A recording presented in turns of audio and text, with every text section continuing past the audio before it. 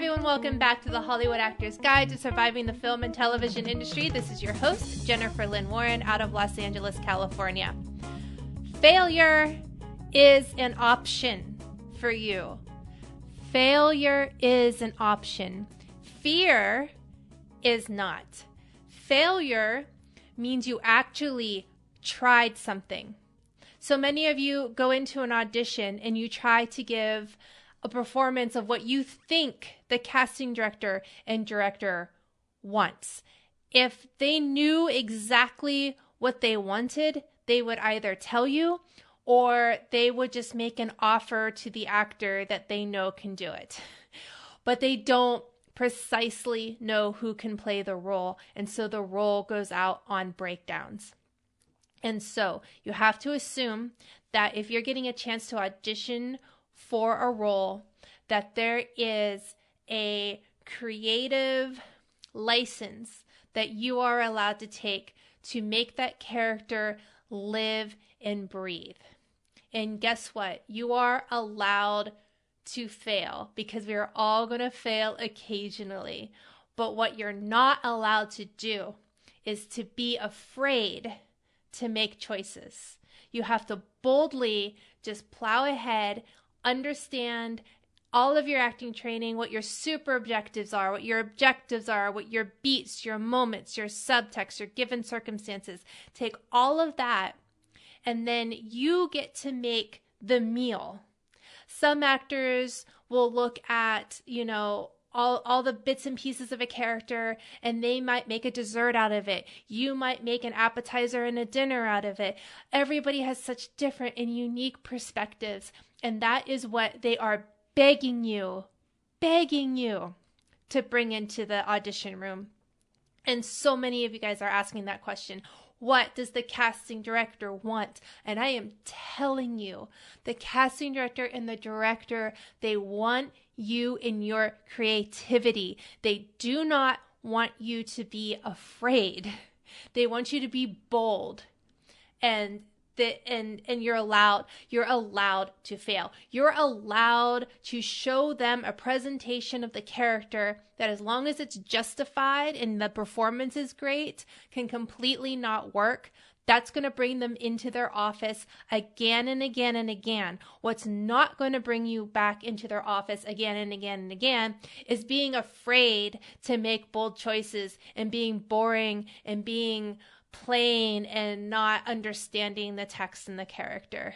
So again, failure is an option, fear is not.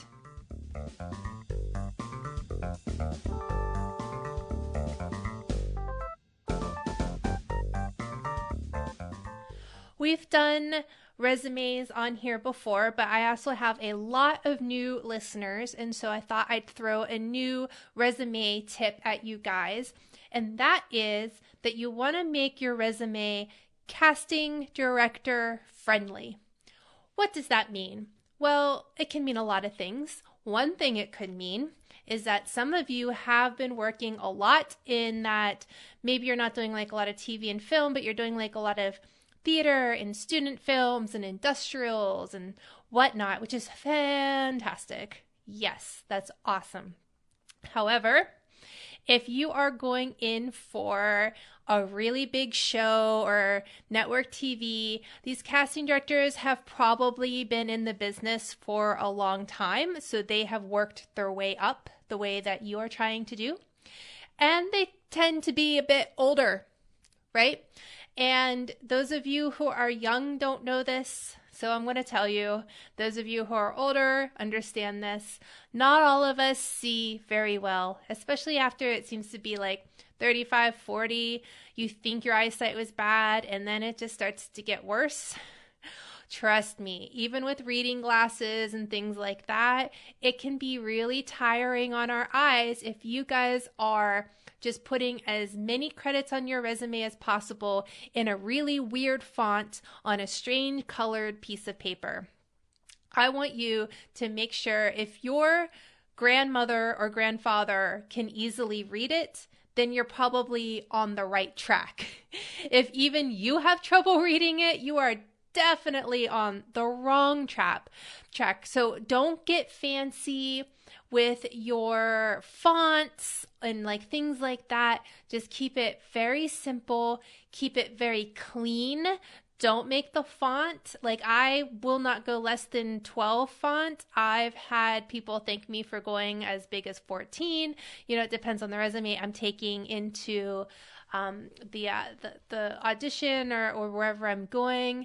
And you don't need to put everything on there. If you want them to know that you've done other things, you can say, full list upon request. I do that with my theater. I just have 3 works on there that I know that they would recognize from reputable theater companies. And I've done countless number of plays. I do not put them all on there unless, so let's say something to consider with your resume. And another thing that makes it casting director friendly is to make it relevant. So if I were going to go in and audition and this great director was doing their own version of, let's say, Othello, right? The Shakespeare play Othello, then I would go back through and every single Shakespeare play I had ever done, probably even since my college days, I would list on there all the characters that I have played and all the Shakespeare training that I have, because it becomes very relevant to your resume. And that is also something you are allowed to do. You can go in with a different resume for every audition, just highlighting the things that are relevant for that show.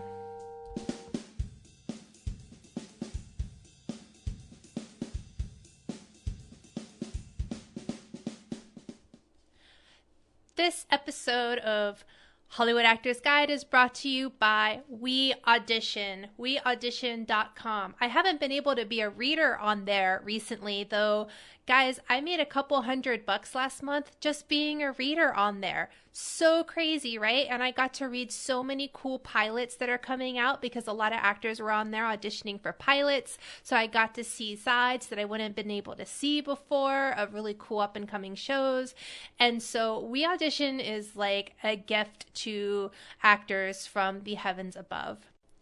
Recently, I have been going on there to get some readers for my auditions that I've been having and some readers for some scenes for a film that I am directing, just to hear how other people would play the characters and just to see how easy the dialogue is for an actor to pick up. So you never know what somebody's going to be using you for on We Audition, which is so great.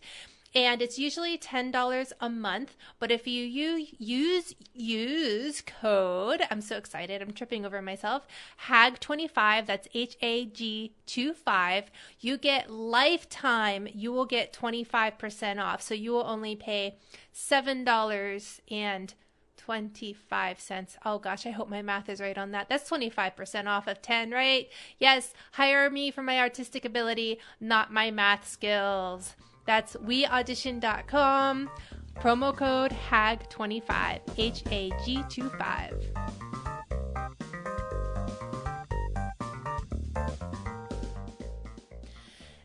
And finally, let's talk about finishing the Zoom auditions.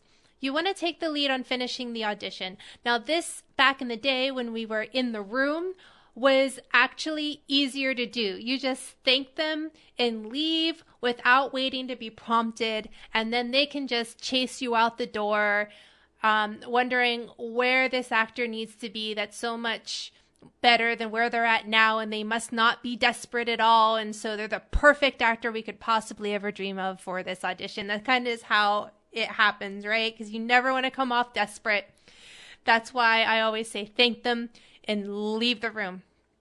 What's interesting about Zoom is that option no longer really applies. And so what I did for myself last week is the last thing you want to do is finish your audition and then just stare into the Zoom camera waiting for something to happen. Like, how awkward and weird is that? That's kind of like the actor that's kind of like begging them to ask them to do it again or something in the room. And so I had some business. What's great about auditions on Zoom is that you can have like a little bit of props with you and it's not a pain in the butt to bring it. Like I built myself a boat kind of thing.